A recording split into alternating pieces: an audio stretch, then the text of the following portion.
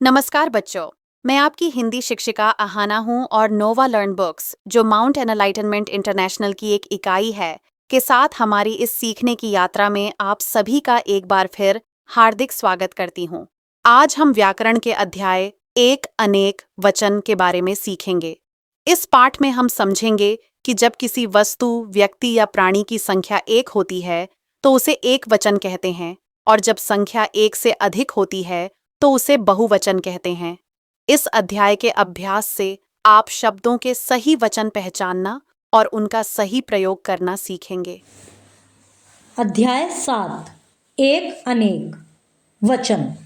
संसार में कुछ वस्तु एक और कुछ अनेक होती हैं। जो संख्या में एक होते हैं उन्हें एक तथा जो एक से अधिक होते हैं उन्हें अनेक कहते हैं। जैसे गाड़ी, और नीचे हैं गाड़ियाँ, तारा, नीचे हैं तारे, लड़का, नीचे हैं लड़के। इन चित्रों को देखकर हम इनकी गिनती, संख्या का पता लगा सकते हैं।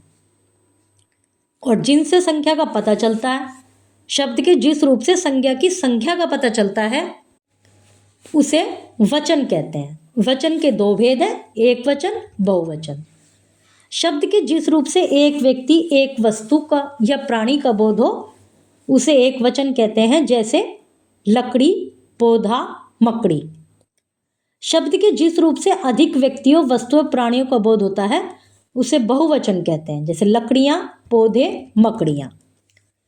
कुछ अन्य उदाहरण: पुस्तक, पुस्तकें, केला, केले, वस्तु, वस्तुएं, पंखा, पंखे, आँख, आंखें, कमरा, कमरे, माला, मालाएं, नहर, नहरें, लड़का, लड़के, पौधा, पौधे, रोटी, रोटियां, गमला, गमले, नदी, नदियाँ, चिड़िया, चिड़ियाँ, कुर्सी, कुर्सियाँ, पत्ता, पत्ते, मुर्गा, मुर्गे, साड़ी, साड़ियाँ, गुब्बारा, गुब्बारे, माता, माताएं, घोड़ा, घोड़े, पेंसिल, पेंसिलें, जूता, जूते। कुछ वस्तु, प्राणी एक होते हैं और कुछ अनेक होते हैं। शब्द के जिस रूप से संज्ञा की संख्या का पता चले, उसे वचन कहते हैं। वचन के दो भेद होते हैं, एक वचन तथा बहुवचन। एक शब्द का बोध कराने वाले शब्द एक वचन तथा एक से अधिक शब्दों का बोध कराने वाले शब्द बहुवचन कहलाते हैं। बच्चों, आज हमने एक अनेक वचन की मूल बातें सीख ली हैं। अगले पाठ में हम फिर मिलेंगे एक नए और रोचक विषय के साथ।